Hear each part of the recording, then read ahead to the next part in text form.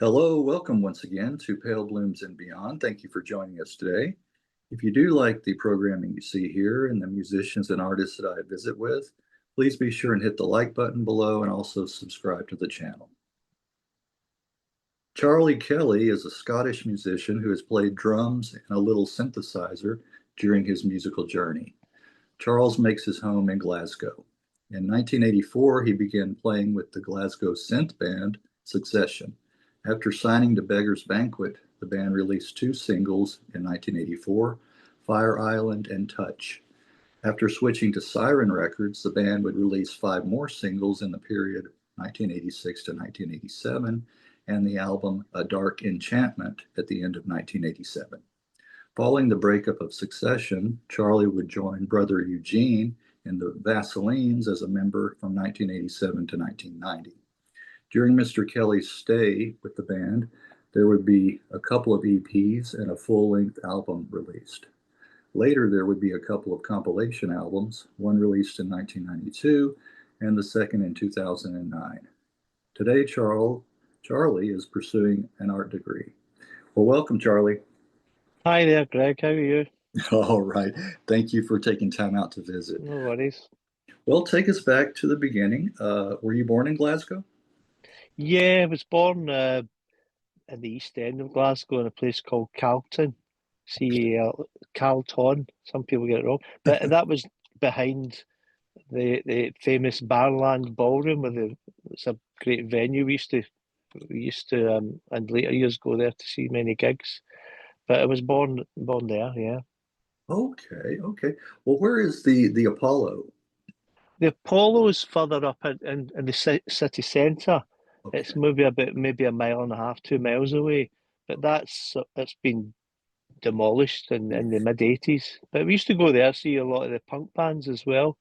Okay. Well, I want to hear more about that when we get to that point. But Yeah, yes, sure. I've heard that doing these interviews. The Apollo's come up several times. That's the one with Yeah, the stage that was really high up there, right? Yeah, yeah. I think yeah. Lux Interior, he jumped off it when the Cramps supported the police. He jumped off the he, stage. It he was a bit of jumped a off. feat. Did, Yeah. he didn't hurt himself, did he? Well, I don't know. I think he was so hepped up that he didn't feel it. I wasn't actually at the gig, but I was told about it afterwards. That's one of my big regrets not seeing him with the Brian Gregory lineup. Oh, yes, yes, yes. Yeah. Well, going back to your childhood, do you remember hearing music in the household? Yeah, we had a record player in the house, and there was a kind of mixture of things. There was one of the first kind of rock and roll things I remember hearing was like Buddy Holly LP on the kind of Ace of Hearts label, and they Okay. used to play one called Ollie V. That was a good one. Oh, okay. Um, Then like Top of the Pops would be on, and your dad would be. That was the TV program, the Yep. chart program, and your dad would be coming in telling you to turn it down and saying some not very nice things about Mick Jagger jumping about. Yeah, But right. there was like things like Gene Autry LPs, country and western, and there was the odd wee sort of Okay. Irish Republican LP, shall we say? But I better not say too much about that. Some people might get offended. Oh, that's okay. Well, it fascinates me how on your side of the pond and elsewhere in Europe that westerns were so big. Growing up watching the cowboys and Yeah, the and my heroes. dad. Yeah, yeah, yeah, And my dad used to like, I used to read westerns and he liked all yeah. the John Wayne films, etc. Yeah. Oh, yeah, yeah. Well, I enjoyed them too. Well, yeah, that's fascinating. Yes. Well, and then you mentioned Buddy Holly. Yeah, so now a Texan now. Yeah. So That's, that was a kind of when you hear that music, that maybe only like three, four, five, you don't really know what it is, but you get that kind of a instant kind of a feeling about the sound of rock and roll music. right. Well, were either one of your parents musical at all? Yeah. Well, my dad used to play a wee accordion. He had a sort of melodeon type accordion thing, and he would play that at New Year's Eve parties and things. So he kind of was self-learned, Okay. but he wasn't like a proper professional musician or anything. I don't. My mum couldn't play anything, but my dad had Okay. must have learned that when he was young, and it was. We would always try and pick it up and press it and play it, but it was nothing. Never took to it, shall we say? Yeah, right, right. He didn't pursue a career in that. No, no, No. Well, yeah, no. I've heard that too. It's usually one parent or the other that's more musical, Yeah, a lot of I time. used to play things like the Black Island. That was an old Scottish tune, and the Bluebell Polka, things like that. You could later on you could find out what they were when you were a bit older. Oh, is that right? It's a Bluebell. Yeah. I wonder if that's where the Bluebells got their name, the Well, band. the thing there was a packet of matches, a box of matches called the Bluebells. Okay, So it that's may what. have been that as well. I'm not sure. I'm friends with Ken and the rest of the guys. I used to take my brother Eugene to see the Bluebells years ago when he was still young. Yes, yes, So that was good formative education for him. yes, yes, yes. Well, yes, I talked to Ken. Uh, Yeah, he's you, a you great may guy. you may have seen that, Yeah. Wow. Yeah, he is. He's a very nice guy. A very nice guy. Well, can you recall the one of the first singles or albums that you got yourself? Well, I think there was two that stick in my mind. We moved to a different place called Parkhead in 1971. I was about eight then, and the music had changed from the 60s, so it's getting more kind of a, glam rocky type of stuff. So I remember we maybe all chipped in a few pence to buy Chicory Tip, Son of My Father. Oh, yes, yes, I I remember remember that song. that. Yeah, And then there was Schools Out, Alice Cooper. I think those were the two main ones when I first seen a 7-inch vinyl and used to play those to death. yes, yes. Well, let me ask you this: were you into Slade? Yeah, I like Slade. We always had Slade Live, Slade Alive. That was in the Oh, house and used to play that quite a lot. And all the singles as well. We had big yeah, poster of Dave. Oh, brilliant. Yeah, it brings yeah. back a lot of memories. Used to I still sit in have my bedroom and play that. it. Yeah, And yeah. we had a huge big poster of Dave Hill with the Super Yob on his t-shirt as well, Yes, yes, I've the seen that. guitarist. Yeah, yeah. I can't believe I actually get an interview with one of the members, Don Powell, the drummer. Uh, Brilliant. yeah, so that's coming up. That's upcoming. Yeah. He's in Denmark. Now he's lived there for All right. several years. So I yeah, I was, never get the chance to see them play live. I mean, I was a bit young when they were out, but then they kind of came back again. But I still never really got a chance in the late 70s, 80s. right. I didn't either. I never got to see No. it either. Well, uh, was the I guess the drums were the first instrument you played? Well, to be honest with you, I mean, you used to bang on chairs and a couple of sticks and everything, but I mean, my drumming was pretty primal and basic, and I never really owned a kit. I'd love to have owned a kit, but my family, just working class, couldn't afford things like that. Because there was quite a lot of us. There was had like four brothers, one sister, and Okay. so everything. There was no real frills to be bought. I mean, you got something at Christmas, but the rest of the time it was you could only dream of these things. Right. Well, let me ask you, Yeah, Eugene. Of course, in the Vaselines. yeah. Were any of the other of your siblings musical, or at all? Well, my brother Eamon, he used to have a set of bongos in the 80s, and he used to come home and after a few drinks, he would proceed to keep us all awake with his bongos and his That. beatnik frenzy, sorry. But Yeah. but Eugene was the one who actually went to the Barras, which was behind the Barrowland Ballroom. He bought a semi-acoustic or like a an old Epiphone red guitar, Okay. and he learned to play some basic chords in the say about 84ish, 83. I'm not sure. Okay. What's the age difference between you and Eugene? Well, there's 2 years age difference between Okay. most of us. Okay. Okay. I think, and yeah, I'm 62 now. He's about 60, sort of thing. We're all getting old. We're all Getting getting on a bit. older. All getting older. Well, Mm. can you remember one of the first live shows or live concerts that you attended that you went to? Well, the first live show, definitely. I've still got the tickets somewhere. It was actually in the Apollo, and it was the Glitter Band without Gary. Oh, In without him. retro, yeah, without in retrospect, that's maybe a good thing, because what he Yeah. turned out to be. But I remember going to see that. It was my sister's boyfriend took me, and it was really amazing to see all the colour. It was like the tail end of glam. It was 1975, and they had the two drummers and all the sparkly suits and that sound of the two drums and the guitar. It was amazing. Right. Um, but then after that, I think I won tickets on a radio show. This is at the height of punk in '77, but I'd won two tickets on a call-in to go and see Cher, believe it or not. Oh, is that Yes, right? Cher and Greg Allman. Uh-huh. And Yes. it wasn't my kind of music because I was into punk rock, in 1977. That was the I was 14 and that was the exciting music. Dr. Feelgood before that. But it was good to go to the Apollo again because when you're 14, you've no money, you no social life really apart from walking about the streets.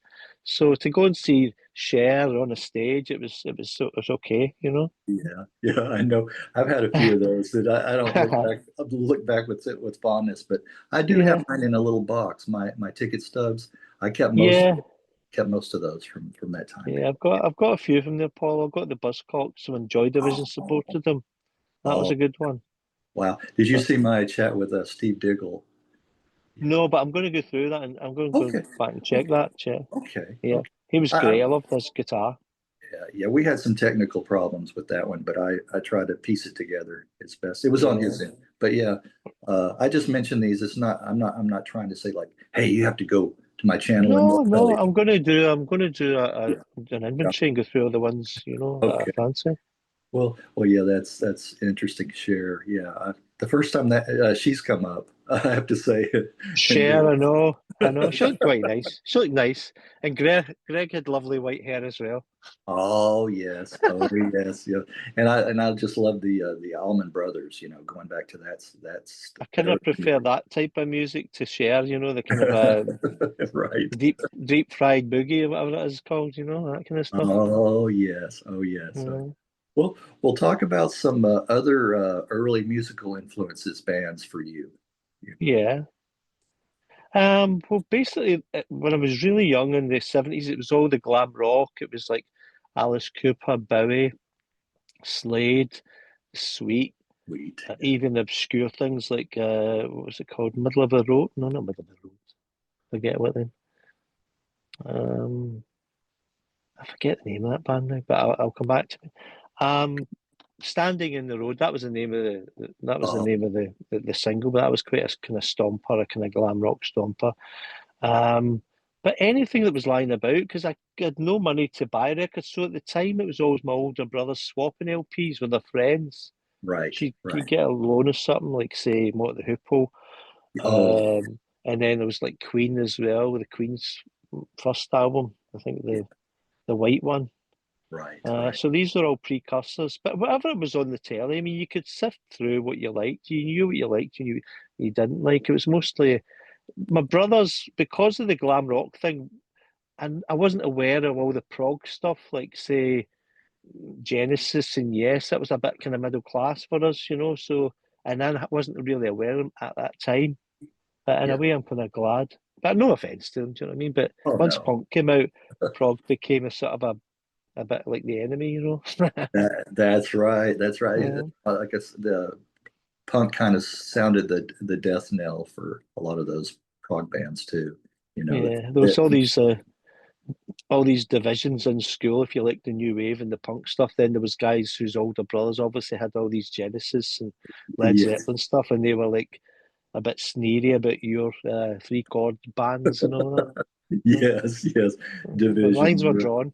The lines were drawn exactly. Yeah. Well, you mentioned Dr. Feelgood. Did you follow any of the other pub bands, pub rock? Well, I see. Financially, it was a problem to get and buy Yeah, records, so we just had to wait. My brother ended up buying the Stupidity album. That was great, okay. and Yeah, I remember listening to the Down by the Jetty album. That was another good one, yeah. and Down at the Doctors. I think no, maybe Malpractice. I mean, sorry, that was earlier. Oh So all yeah. these things came and went through the household. So they were like a good precursor because it Right. was fast based kind of R&B, if you want to call it, and that right. kind of speedy kind of a vibe, you know. So when punk happened, it was a good starter course for punk music to listen to the. But the Yes. other bands, I wasn't really aware of them till later on. Many years later, like say Kilburn High Roads and Ducks Deluxe and that kind of stuff. That's right. And So even when I heard them later on, they sounded good, you know. yeah, Brinsley Schwartz and Exactly, yeah, all Ian, those Ian bands. Graham Parker. Yeah, some of those. Yeah, Yeah, good stuff. yeah. You Well, always used to see them on the old Grey Whistle test. The kind of a Graham Parker was kind of feted on these TV programs, but at the time you wanted the guy with the green hair and the safety pin for his nose, you know, yeah, instead. exactly. Yeah, Yeah. the attraction, exactly. Yeah. Well, what's how was the music scene coming up around you as a teenager, let's say, around Glasgow? Well, it was I was 14 at the time, about 1977, and I didn't actually get to see my first gig until 1978 because I was that young. Didn't have any money. My older brother, Eamon, he was 2 years old. He had a job, so he used to go regularly to the Apollo. I was really jealous. You know, he used to go and see the Ramones, uh, bands like that, the Rosillos. He used to go and see the Clash. All those big popular bands that came by the Apollo, he would go and he would tell me about them. I'd pick his brains and find out what they were wearing, what it sounded like, what happened.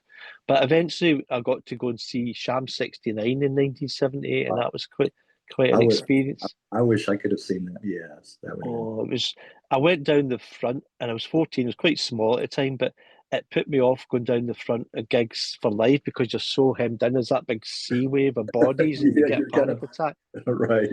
And plus, at the time, there was that unfortunate thing where people used to spit on the bands, and there was a, Oh yeah, that just came up in a recent interview. Right, oh right, man, there was a right. poor band supported Yeah, them called Matt Vinyl and the Decorators, and they were the yeah, support band, and they got showered right, right. and gob, you know, and spit out. It was like, ugh. Yeah, But I remember Pete Shelley, one of his or maybe many shows. He was just like drenched. You know, yeah, I It's think Joe Strummer he get hepatitis because of it. isn't that wow? You Yeah, know, I know. it's So like thankfully that stopped. yes, I'm Yeah. glad that was a short trend. You know, well that's fascinating hearing those kind of stories. Yeah, was this I guess around that time that was still there wasn't really a big scene in Scotland. When did the postcard start? When did the Well, postcard? there was a fairly healthy punk scene in Okay. Glasgow, but the thing was that a lot of the bands get banned. They Oh, they did a tester. They got the Stranglers to play the city halls, but they get banned. So they all punk was banned in Glasgow. So there was venues in Paisley who said we'll put the punk bands on. I was yeah. too young then, but I had friends that used to go, like say Rose from Strawberry Switchblade, Oh and a yeah. friend called Jamie O'Rourke and James King Yeah. and the Lone Wolves. They used to go to these places. They used to put a bus on in Glasgow to take you to from Glasgow to Paisley. But Yeah. that band, the New Sonics, was Edwin Collins. His band turned into Orange Juice and Postcards, so they all formed in the punk scene. Yeah. Um, but the first time I heard about Postcard was one of my brother's friends bought the Blue Boy single, Oh, and okay. that had the kind of an individual ink Yeah. marks on it with the felt tip pens, and I think Rose McDowell did those.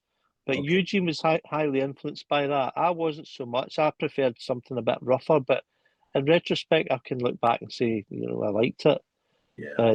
Now looking back, but the time I didn't really start going to gigs till the late '80s because I was still at school. I didn't have a lot of money, but I went to see bands like Devo in 1978 at the Apollo, the Buzzcocks, twice, once with Subway Sect and once with Joy Division.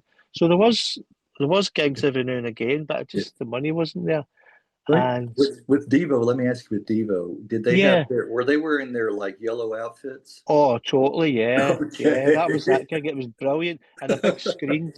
This Yeah. big screen came down. It was showing like the Devo movie before they came on, Yeah. and there Yeah. was a band called Doll by Doll who supported them. I've got friends who like them, but I wasn't Right. that keen. We're more like kind of older chaps and kind of more like pub rocky type band.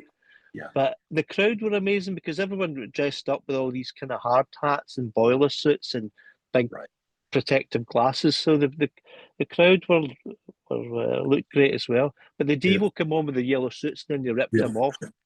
And I Yeah. wondered later on, how did they afford to rip these yellow suits off every night? Must Yeah. have been like a When they when supply. right when they played here, my best friend went and he got one. I guess they were selling them too, or whatever, Brilliant. as I always wanted merchandise. one of those red Yeah, hats, and those then the tear red. hats. It's Yes. Astrodome or whatever it's called. Well, were you in a band prior to The Gift, or was that your first?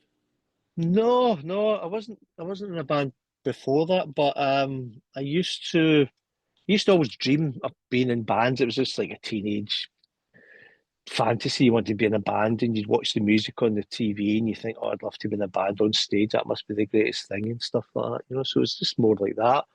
Um, and then when I went to school, there was guys who learned to play. There was guys playing guitar, um, and they were musicians. There was a guy in a Glasgow band called Gun, an Italian guy, and he could play guitar, I think, but I think I took the double bass at school for some reason. I always wanted to learn how to play, but the thing about the double bass, you couldn't take it home because obviously it was gigantic. It was just this big bass, so you had to Yeah. stay after school to learn it. And I was like, oh, this is terrible. I want to go home after school. I don't want to hang about the place. No, no. I want to stay here. And then they had you playing with a fiddle as well, with a bow. Yeah. Now you wanted to do a bit of the old rockabilly stuff. Right. Yeah, the They didn't rockabilly. teach you that at school. They don't They teach. teach No, you like Bach no. or Chopin or something like Right. that. Right. So eventually I just No, fell away from that. you dropped that. Yeah. Yeah. Yeah. Yeah. Well, if you played with the bow, you could have joined ELO or Oh somebody. no. No thanks. Right. No, no, I quite like them. They're a bit of guilty pleasure. But they fell in the Right. bracket of the prog stuff as well. Yeah. But I Well, liked the talk. Move. I think the Move were a good band. They were Oh yes. Oh they were yes. quite a sort of punky band and they were quite outrageous. So Oh yes. if it was the Move, yes. But maybe Yes. no yellow. Okay, not ELO. Yeah. I did like the move as well. Yes, Oh yes. great man, Yeah. lovely tunes. Yeah, Roy Wood. Wow. Yeah. Yeah. Well, And the Roots. go ahead. I was gonna say go ahead and talk about The Gift. And we were talking a little bit before we Oh, started. right, yeah. Well, that was my first introduction to standing on stage and Okay. performing, shall we say. But I had met, this was about 1981 onwards.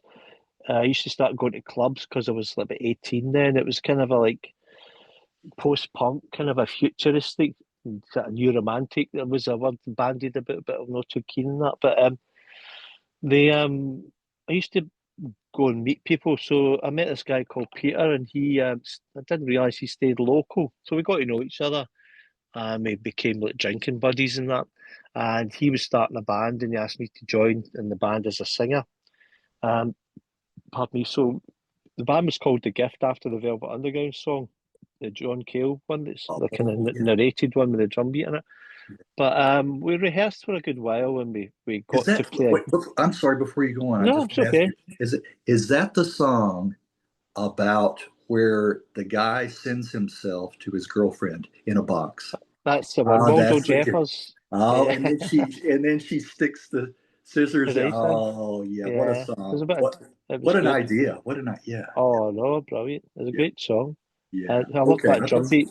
So that drum beat was kind of what influenced the Vaselines type drum and the Mo Tucker type stuff as Yeah. well later on. But so Oh, the Gift, we get asked to support the Wake, who were a Glasgow band, Caesar oh yeah. and I followed the Carlin and wake. Stephen. Yes. So they were playing a place called the Red Star Club, which was a communist club across the River Clyde, and we got asked to support them. And Primal Scream were on the bill that night as well, but they were on before us. It was only a two-piece at the time. Uh, Jim and Bobby, and we uh, we were we were on before the Wake. But that night, Bobby had joined the Wake on bass. I think that was when he first began to play with the Wake as well. But that was a good gig. But the only thing was. Peter had wanted me to sing this Bob Dylan song. Brian Ferry did a cover of it, "Hard Rain," and this song was like 4 or 5 pages of screed, like this Dylan stuff, and halfway through the song, I forgot the lyrics, so I just started sort of mumbling the scatting. Scatting. Oh no, or something like that. And Yeah. I had my head down anyway. Yeah. And so I think that was the nail in the coffin for my singing career. I was unceremoniously sacked the next day, mid hangover. But Right. Yeah. Could so you give that, you wanted a song with fewer lyrics? That would have been oh would have yeah, been like maybe like a haiku, yes, there you go. Haikus. Yeah. something minimal, but no like 5 pages of No, full no, A4 no. lyrics to learn. Yeah. But so that was the gift, and then they split up. I don't know if they maybe played 1 or 2 gigs after that. There was Jim Ross on bass and Carol Branston on keyboards, who later went on to, both of those people went on to join Secession or stay in Secession. But Secession was formed out of the ashes of my singing career.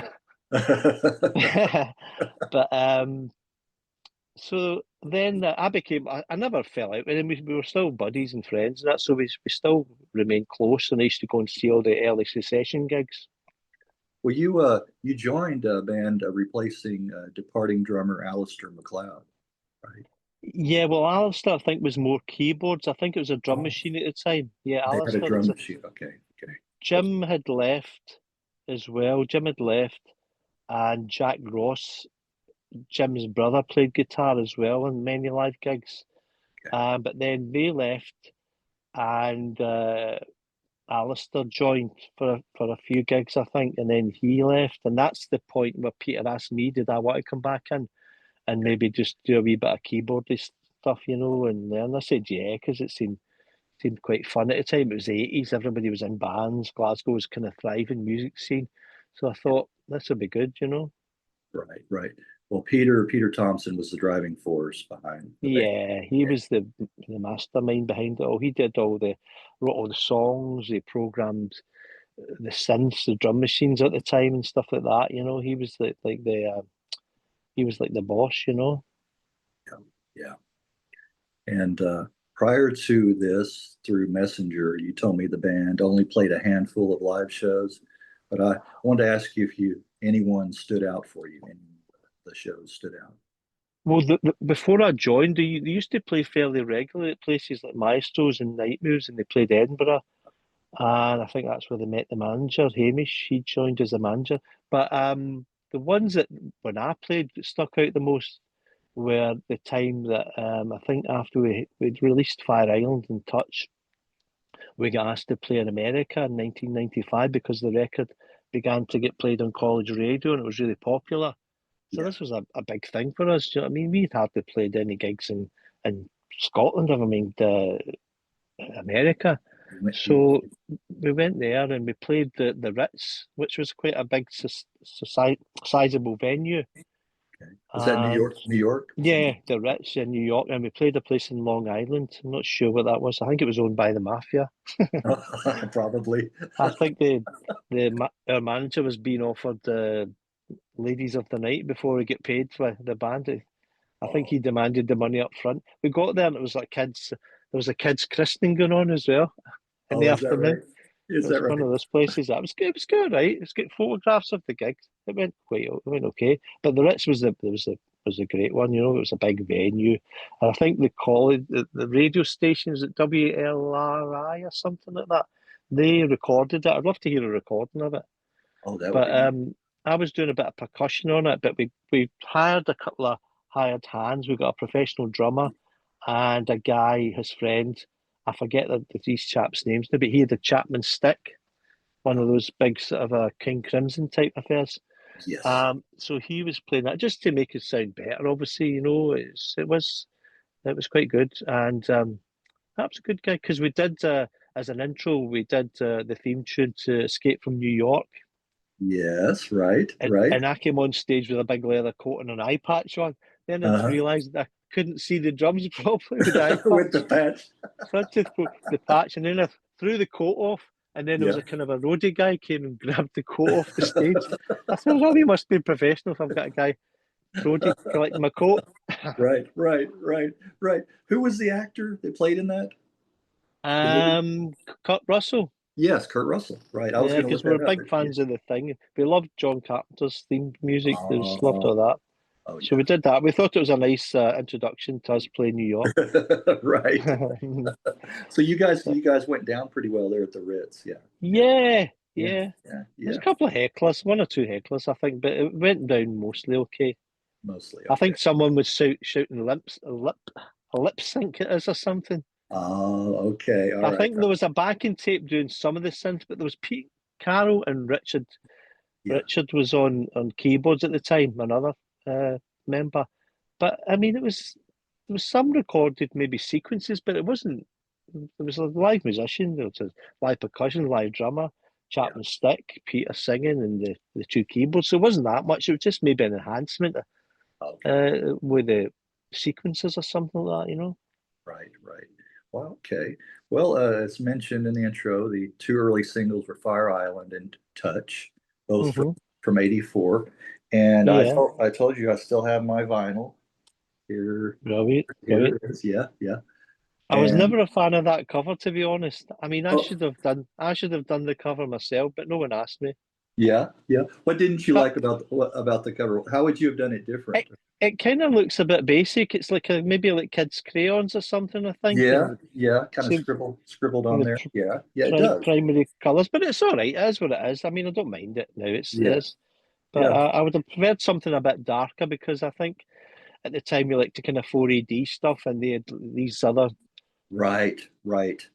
Exactly. something And like that, of you course, know. it's on Beggars Banquet, and the early material was on Beggars, produced by Yeah, John Roca. yeah. Yeah, and I remember being in the studio when we recorded that. It was in London. He was okay. quite a professional. He was quite a professional guy. He was a kind of no nonsense guy. And I mean, we were kind of young and Yeah, yeah. messing about, but he was there to do a job, and he wasn't there to Okay. make jokes and all that. So I always remember being quite serious. So I says, I better watch my P's and Q's with this guy. Right.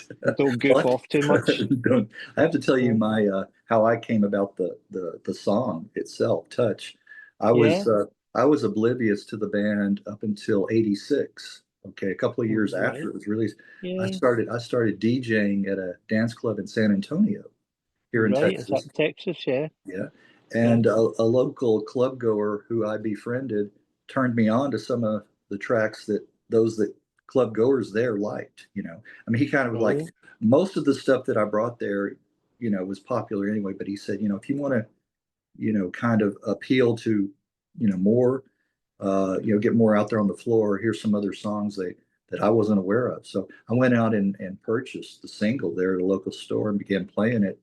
And yeah, Yeah, it packed them. I mean, they brilliant. knew the song. They knew the song, and they were out there. That's it's really great to hear that because at the time we didn't know anyone liked the music. It was, I mean, on the record labels we were on, like even including Siren, we weren't really that promoted, so we were never any success or a big hit or well known in the UK. So when we heard that later on, and some of that came through after Peter had died, so it was sad that he never really realised how well liked some of the music was in the States, you know, and how a lot of clubs played it. It was only when we YouTube used to see people comment saying this was the music from my youth and I loved this and we used to go to such and such a club. And that was really quite heartening to hear, you know. But as I say, sad that Peter never really was there at the time to appreciate how much his music was liked. Right. Fortunately, he had passed Yeah, before that. yeah, All of those comments were flowing through. Well, yeah. you just mentioned the band went on to sign with Siren, Hmm. released 5 singles from '86 to '87, and the full length A Dark Enchantment in late '87. Hmm. Yeah. Yeah. And We spent you did play on the album, right? You did play on. Yeah, we did some minimal keyboards and a bit of percussion and stuff like that, you know. But Okay. there was a lot of drum machine on it as well. But I mean, it was always there Yeah. Yeah. advising Peter ideas and stuff and notions. And he would say, "What do you think of this?" I say, "Maybe a bit more like this or a bit like that," you know. So it was always like plenty of input, you know. But I did. that was good. Sorry, No, go ahead. Go ahead. I no, don't. just the recording of that. It took about six. I would say, as my memory, it took about 6 months to record that album in Edinburgh in Wolf Smarty's Planet Studio, which was good fun because Wolf was a kind of out there guy, and he was good fun, a bit wacky, but he was a good professional, and that was a good studio. I remember a lot of people coming in and out of that studio. I remember that guy Youth from Killing Joke came to visit one Oh, day, yes, yes, yes. and then there was bands like Finney Tribe were using it as well. So it was a good place. So we were in Edinburgh quite a lot. Manager stayed in Edinburgh, so we'd come through and stay at his place. And the only unfortunate thing was Edinburgh, the pub stayed open to 4 in the morning. So we used to like going for a drink. So we'd end up going and getting a bit tipsy, shall we say. Yeah. But that was good. But then the mixing in that LP, they took us down to the Virgin Manor down in Oxford, which was Richard Branson's place, and that was like a luxury place. It was a big country estate, it had big Irish wolfhound dogs guarding it, and then there was an outdoor swimming pool, and it was great. It was a great time. Oh, yes, that would be. Yeah, Wow. and that's where they recorded Queen and Never Mind the Bollocks. That all got mixed there, so it was a big Yeah. Yes. musical sort of a heritage there. So I think the guy was telling us, and they used to make your meals every night. There was a chef, and that was really it was really good. I remember someone saying that Queen, when they stayed there, they used to order these sort of £90 bottles of claret for their dinner. They'd have a couple of glasses of this claret, and then they would leave and leave this bottle lying there. And as soon as the door shut, the staff were on it to get, let's have Yes, some of I that. can imagine. I can imagine. I was going to get chucked out anyway. Right, right. Might as Yeah, well. Yeah, you might as yeah, exactly, yeah. exactly. You Well, could going back. see all these names in there. There's a big logbook from the people that stayed there, like a visitors book, and you could see all these signatures, these famous bands. Wow. Yeah, Yeah, what place to record, right? Yeah, yeah, it was great. in the lap of luxury. Yeah, Totally, yeah, yeah. yeah, Yeah.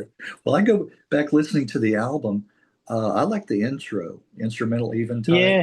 I That's one really, of my favourites as well. Actually, yeah, I really it like was that one. really. Some people from Glasgow were surprised when they heard it because it was quite polished, you know. Yes, yes, very You much so, know. like that. And Uh, it's got a moody feel to it too, and I like. And then when I saw Love Lies Bleeding, I thought at first it yeah, might be a cover of the Elton John track, yeah. Well, but it's there's not. It's not. It's a different song. Yeah, There's yeah. a tiny bit in Eventide that reminds me of Don't Let the Sun Go Down on Me. There's a wee kind of piano bit that Yes, yes. reminds me of that as well. So Elton John's been looming in there somewhere as well.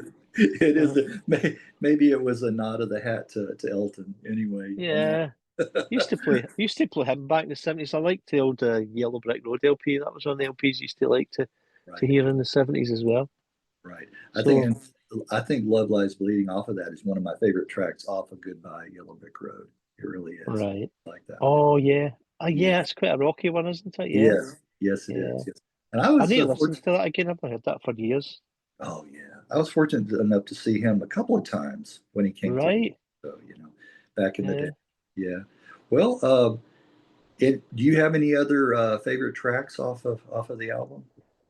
I like the kind of darker ones. I like Sneakyville and I like The Wolf. I love The Wolf Oh, okay. I know.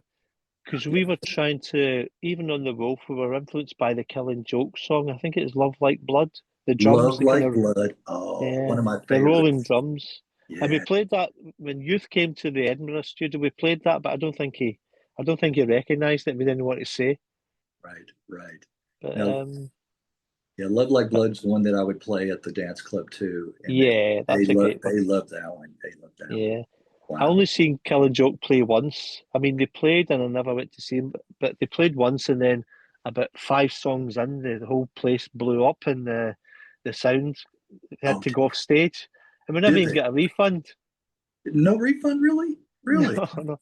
I Wow. think it was promised, but I was enjoying it at the time, Yeah. and then that was the only time. I think about 5 songs, but you Yeah. can always watch them on YouTube. That's true. We just said Promise, track on the album that was a follow-up single. It was a single. I'm not too fond of that one, Promise. I think it's a little too poppy, too. Yeah, yeah. I was trying to my inputs in the band were trying to keep it a bit more kind of darker, Yeah. and the It's people Peter was trying to juggle it with the dark and the light and the yeah. maybe make something commercial so he could get a wee bit of financial reward to keep it going, you know. So he Yeah. was compromising in that way. But a lot of the themes are quite dark, the Yes. songs, you know. So it kind of balances out, and the name of the LP was quite dark. But I Yeah. know what you mean. Sometimes at the time, those bands like SPK and heavy kind of industrial type bands that were coming through before 1988, and I wanted to go down that kind of route, almost like Right. pre Nine Inch Nails type of sound. Right. Right. Um, but Peter was just he was trying to maybe Yeah. just go down a sort of commercial route, which you can see his point of view as well. Right. But Yeah.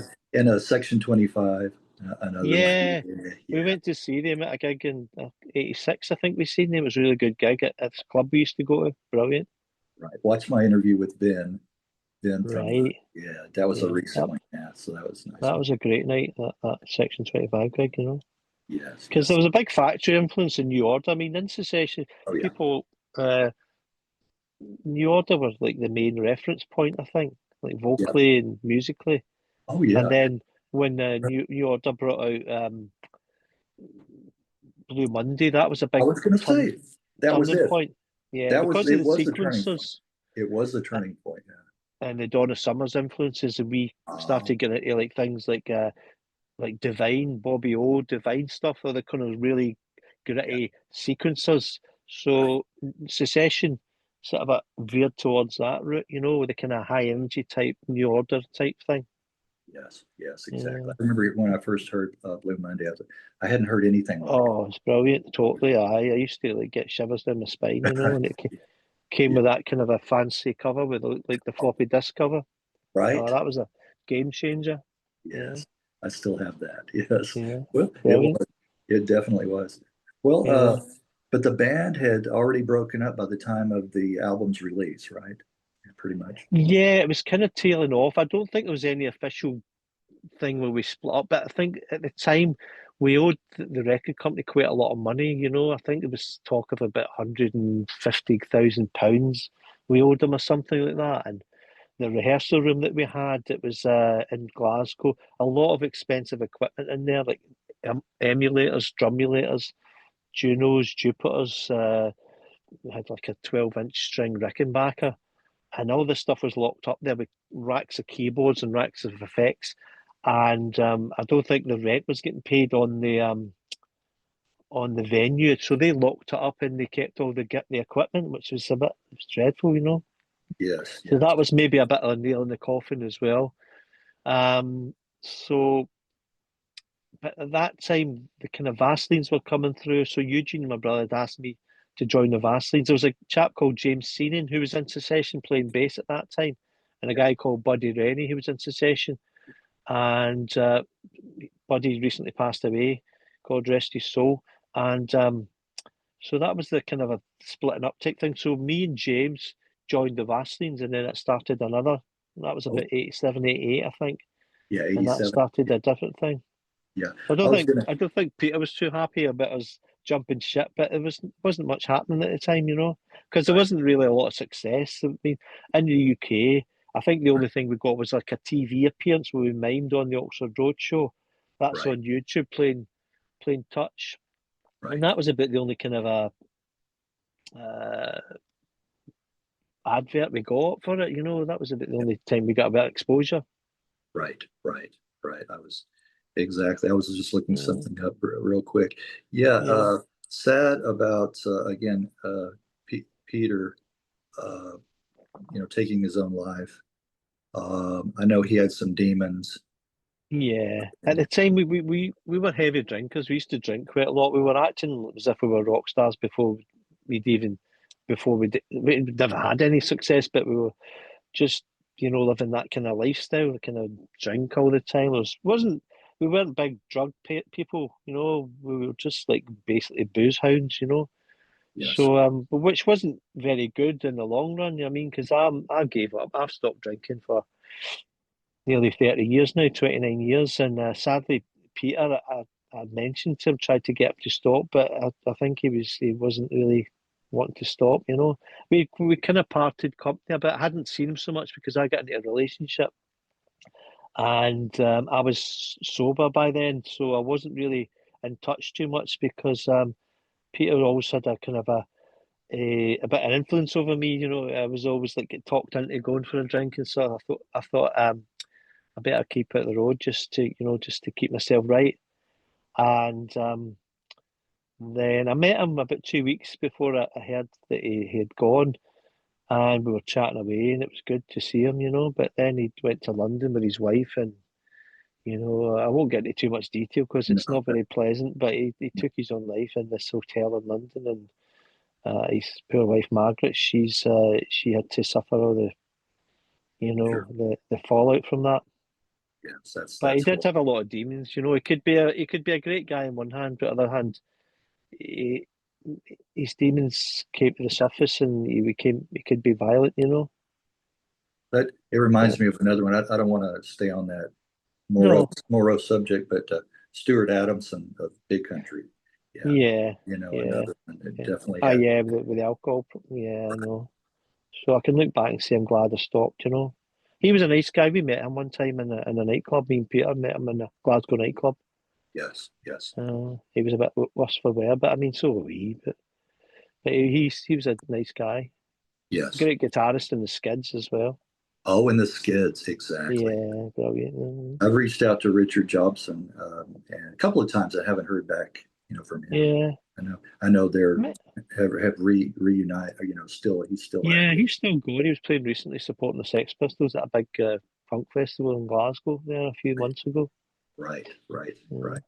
Yeah, and then Billy McKenzie of Associates. yeah, Yeah, so there's been a it's not just happening. focusing on Scottish, musicians because it happens, worldwide, Yeah, and but I poor just old Kurt Cobain as well. yes, that's right, You exactly. know. That's right. Well, you going back to the Vaselines, uh, Yeah, you put a drum machine out of business, joining yeah, that's right. Yeah. and what I do, I envision this poor drum machine on the dole, right, waiting in the unemployment line. This Oh man, I've got. poor drum machine. I can't even remember what they used. It might have been just a wee tiny Doctor Rhythm or something. It was just a wee Yeah, thing, yeah, just a right, small child of a drum machine. right. You know, So that's where my yeah, mind goes sometimes. Is those I know. Should warps. have took a sledgehammer to it. That's right. There Fuck you off. go. That's My all right. turn now. My turn to shine. There you go. That's right. That's Oh right. no. Well, it's Oh interesting god. that Francis McKee was in the band Pretty Flowers with Douglas T. Stewart. Yeah, Um, that's did you? right. They all met in there. I think they Yeah, used to go to a drama. There was a drama group yeah, in Washington Arts Centre. I think they all met there, and Eugene used to go. So I think that's how a lot of them met up with Norman and Douglas and kind of a few of the Bell Hill people. So I think that's. I mean, we used to also go to a club in Glasgow. This was a good melting pot for a lot of musicians in Glasgow, and it was called Splash One. I uh, think it was 85, 86. It only lasted about a year. It was run by about maybe 7 or 8 people, I guess, roughly speaking. And Bobby Gillespie, my friend Louise, and Grant, and loads of other guys. They ran it. They used to play cassettes, make up compilation cassettes, so like Stooges and 60s garage bands and punk music. It was really good, great place to go. They used to put videos on of Clockwork Orange, which was banned at the time.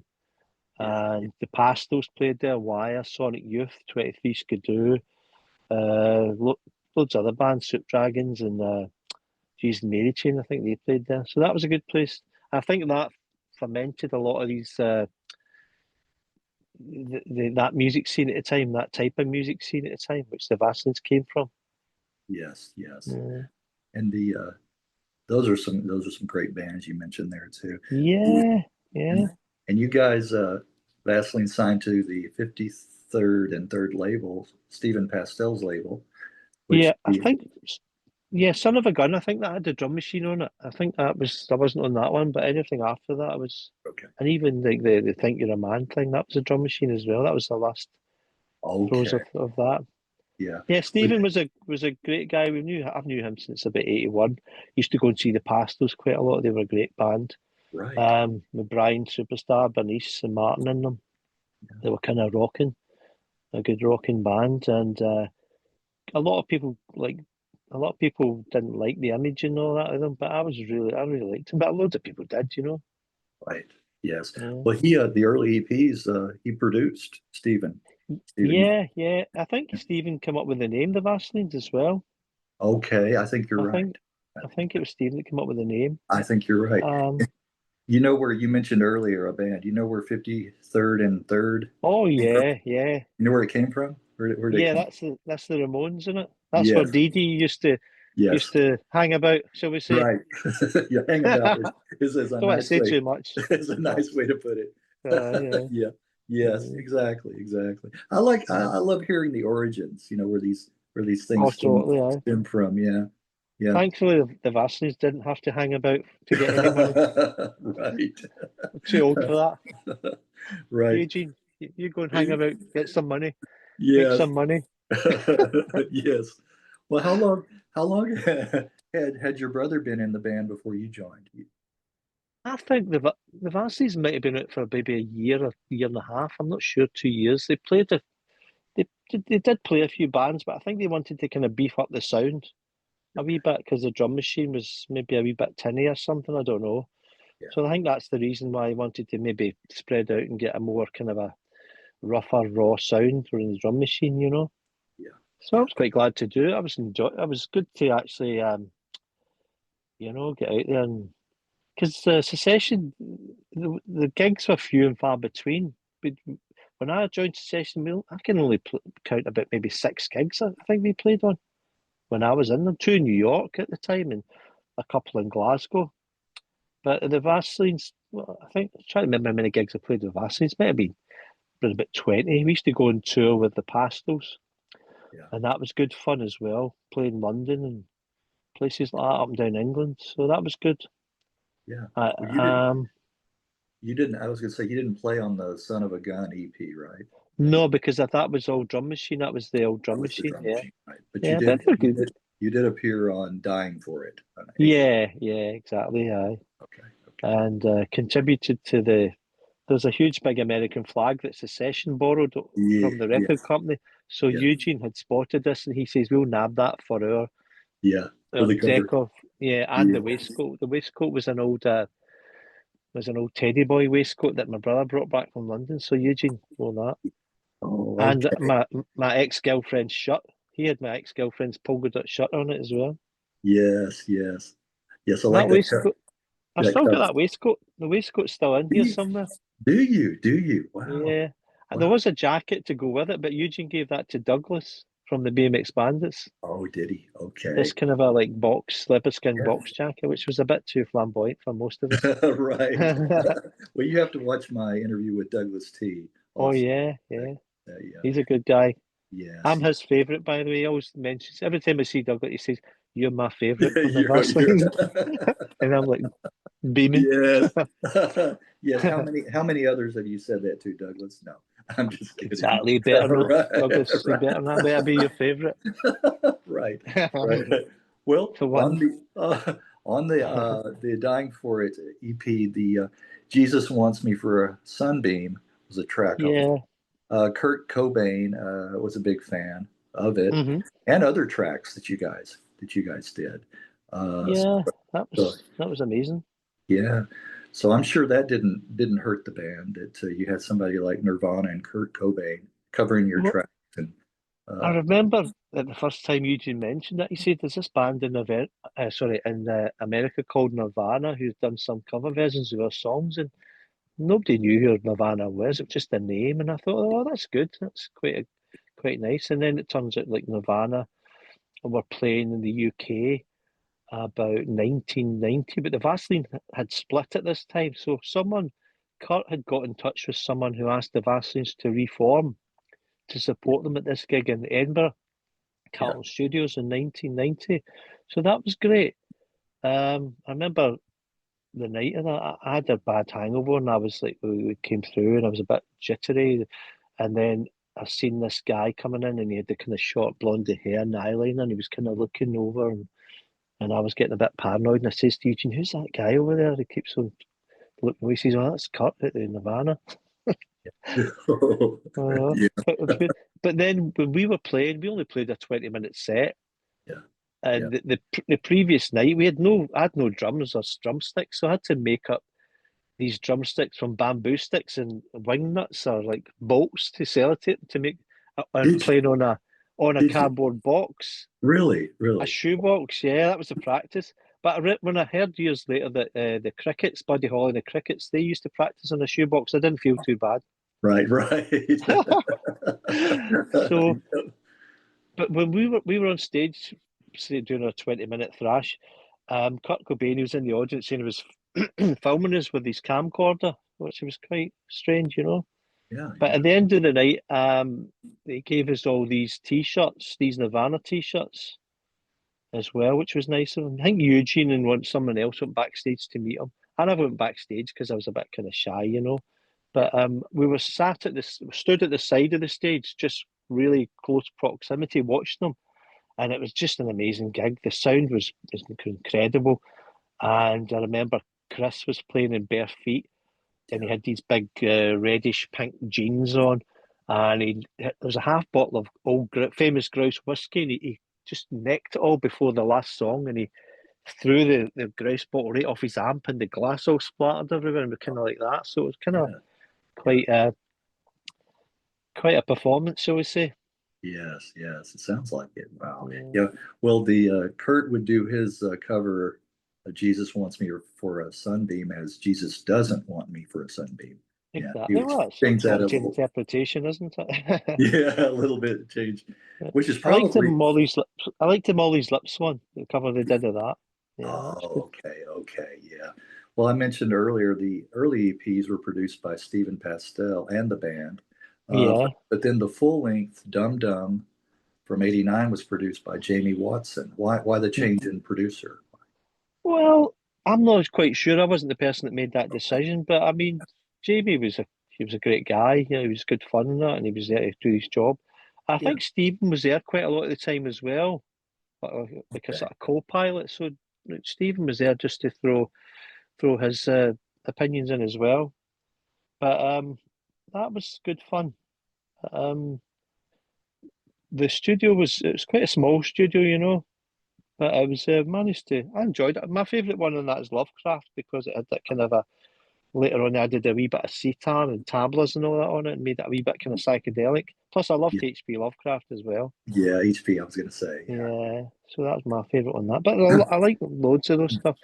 But because it was quite punky, post-punky, I enjoyed playing those songs as well. I mean, I enjoyed the Secession stuff, but because it was raw and Yeah. punky, I could really kind of get into it. And Right. I wasn't like the best drummer in the world. It was only two drums, and it was a kind of Mo Tucker, Yeah.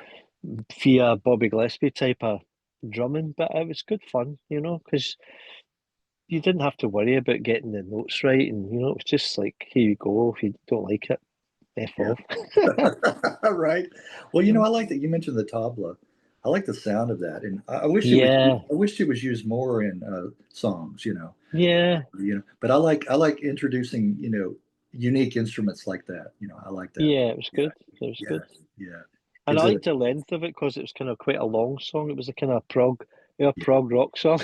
Yes, your take Um, on Prague. yeah. But, Well, what were any of the live shows that you recall that was? well, the one that I recall the most, well, we used to, as I say, we played in London. I always liked playing the ULU, the University of London. I used to like that. And I remember one time we got asked to support Jesus and the Mary Chain at the Barlands, probably about 89, I guess. And at the time of Vaseline, no one really knew us, you know, at the time. It was later on people picked up that because of the Nirvana connection, apart from the people, Splash One people and the indie music type people that knew us. But we supported Jesus and Mary Chain, and the crowd didn't really like us. They were Okay. shouting "F off, get off," and all that. But we only played 20 minutes, and we were half cut anyway. We were a bit pissed, drunk, Yeah. Yeah. which was our norm. So I think someone threw a can of Eugene a can of beer at Eugene, but he just laughed it off. Oh, okay. And I think to our shame, we did a cover version of a Gary Glitter song at the time as well. Did you? Yeah, we didn't know Gary was a nonsense, sorry. Yes. But that was good fun. But it was only 20 minutes, so it was good to see the sea of heads Right. Right. all hating you. It must have Oh, they didn't felt like like what it. the Sex Pistols were like early Uh, gigs. yeah. But it was all right. It was good fun. It was good to see. But plus, we all were born round the corner from the Barlands as well, so it was good to play in home turf. Oh, yes, exactly. And that Yes. was the one that sticks out because it was on the scale of it, and because they didn't like us. Well, Oh, bug well, off, yeah, that's bug right. off. Yeah, You know what I yeah, mean? That was exactly. good. Yeah, that But I would stick. think that was close to the time that the Vaseline did split up as well. I think that fuck, it's been documented elsewhere. I think they put it down as jokingly put it down as a case of is it musical sexual differences Oh, is that right? Okay. Okay. instead of musical differences it was Yes, instead of sexual. musical. I don't expect to be too Right, right, serious, right. but they Yeah, reformed years later yeah, without they me. yeah, they did. Yes, they did. So, You so they're know, having a second life. Yes, yes, yeah, yes. Well, they're yeah, still going strong as well. yeah, yes, they are. Uh, You know the band that I get confused with the Vaselines were the Verlaines. I don't know. It's that right. New Zealand band, and they were earlier in the '80s. But All because right, it's right. because of the name sounds looks similar. But Yeah, yeah, whenever I saw their album, I was like, "Is that which band I've is that?" Yeah, yeah, I've heard the name, but I've never really heard the music. I'll have a listen to them. yeah, yeah. You know? Got just the name is looks very similar. Well, Yeah, post Vaselines, Eugene would form Captain America temporarily, but because of the threats from Marvel Comics, yeah. changed it to Eugenius, which was his nickname, your brother's nickname. Well, not really. I think he No, came up with that. He came up with okay. that just as a kind of a tongue-in-cheek thing. But I think Oh, okay, okay. maybe in retrospect he regrets it because he thinks people may have thought it was slightly arrogant, but which it Oh, wasn't. It was just tongue-in-cheek, you know. right, But right. I used to roadie. I ended up roadieing for Captain America, and we went and played CBGBs, Okay. and the guys from Marvel Comics came that night, and they made Eugene sign a writ saying he was going to change the name. Oh, at that even that time. Oh, okay. But Wow. they were okay about it. They gave him a big book about the Captain America. It was the 50th anniversary of Captain America, so they gave us all these badges, these enamel badges. I've still got it somewhere. So it Yeah, was fairly peaceable, you know. It was okay. yeah, But yeah, that was a good gig. I remember seeing Sonic Youth were standing beside me at the side of the stage. It was yeah. Thurston Moore and Oh, yes, Kim yes. Gordon were there. Yeah. That was the hottest place on earth. It was sweltering with Oh, heat. was it? But we were in a wee but the band went to away to do interviews and we were sitting in the wee cafeteria next door and there was a guy from Superchunk was behind the bar. He was Yeah. working behind the bar. So he was Yeah. giving us some free drink.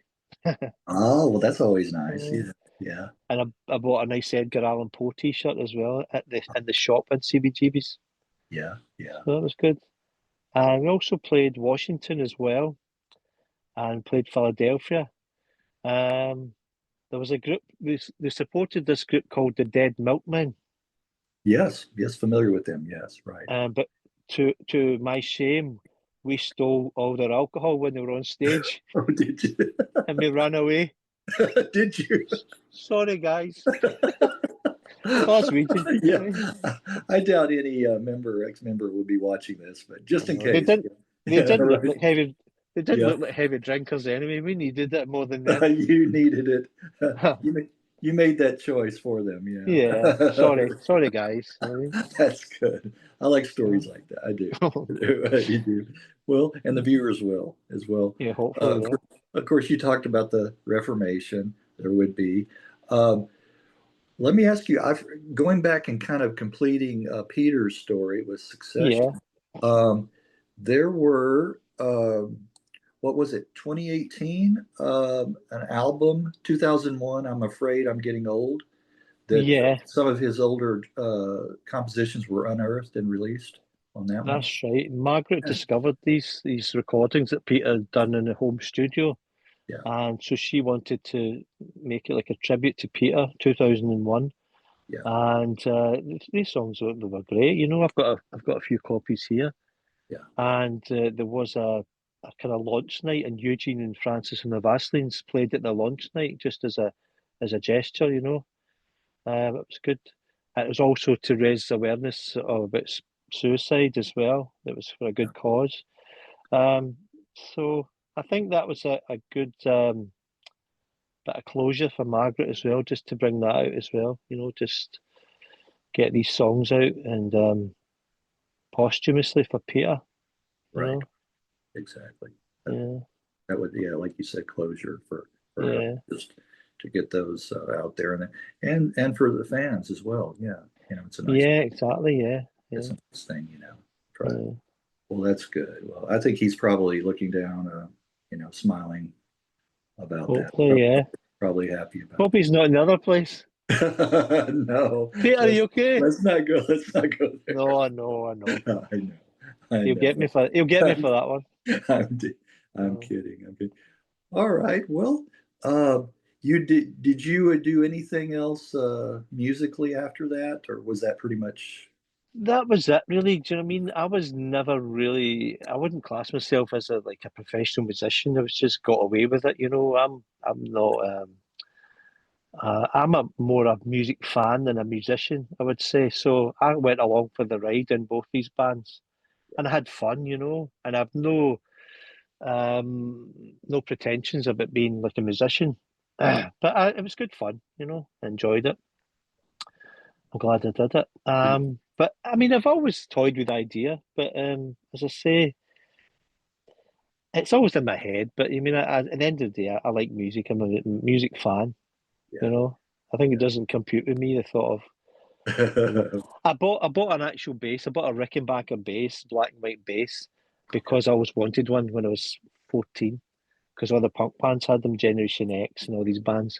But it's still sitting there staring at me in the corner, sadly. Is that And right? I even bought a guitar, the copy of Johnny Thunder's guitar, the Les Yeah. Paul, was it Les Paul Jr. or something? And Okay. that's there at two bookends, just to remind me of my musical failings. Oh, okay. Well, They're more token symbols. right. That's what it is. Exactly. All right. Well, can you think of anything else, kind of in closing, Charlie, that you like to mention or add, or? Uh, Nah, not really. No, just had a good time. But I enjoyed my time in yeah. Secession and the Vaseline. I'm glad. I mean, they were kind of a cult band in a way. The Vaselines were kind of cultish band now, especially with the Nirvana connection. Yeah. But I think a lot of people like them. But who knows if Nirvana never get involved, what would have happened if it just like faded off into obscurity? And Secession, I mean, I think the icing on the cake there is the fact that loads of American listeners, fans liked the music, and it was a part of their youth. So Yes. there's always going to be a soft spot in their hearts for Secession's music, which I think's a good it's a good closure Yes. to Peter. You know, if if you're there, Peter, it's good that happened. You know. Yes, I think so. That's well said. Yeah, yeah. And I know there's a lot of clubs around, even here, that are doing like 80s revival dance nights and things like that. So I'm sure Yeah, that Touch is probably one that they play quite a bit. So good. yeah, It'd yeah. be good. It would be good to hear it in a movie or something like that. Do you know what I mean? Right, right. I think Margaret could hopefully get some money from that. You know. That would be nice, wouldn't it? You Yeah, know, because they're yeah. quite catchy tunes. You know, and They the really '80s are kind of back, aren't they? that's right. Who Yeah. knows? Maybe somebody will come along, a producer or director that has good taste like that. Yeah, I think the Yeah. only time that can connect that was the Vaselines. One of the Vaselines music songs, I think the Jesus song was used in High Fidelity. Well, Charlie, I want to thank you for doing this. I appreciate It's a it. pleasure, Greg. Lovely talking to you. Thanks for For, asking me. You know. yes, and for twisting your arm a little bit, huh? Oh, I know I was a bit upset and stuff. I was like, does it still hurt? Does it? well, as, lo- if I can play keyboards, I'll be okay. Oh, okay. There you go. There. Oh, I did the other one. I did, yeah. Oh, Right. no, that No, was great. Thank you for no, but asking me. oh yeah, you're very welcome. And see, there was enough material there to talk Yeah, about, So, I can so talk away. yeah, well, I'm glad you can, and I enjoyed it. Good. All right. Well, I will let you go, and I'll send you a copy of this probably a week or so. Uh, Brilliant. shouldn't be much to edit, and That's great. then I'll you post can it totally. online. I'll post it Yeah, on my socials so my friends there you go. There you can go. have a go at There me. you go. That's right. That's right. All right. All the best to you. Okay. Right, Greg, thanks very much for that. Okay. You're very See welcome. you later. Stay in touch too. Okay. I will do, certainly. All right. Cheers. All right. Bye Cheers. bye.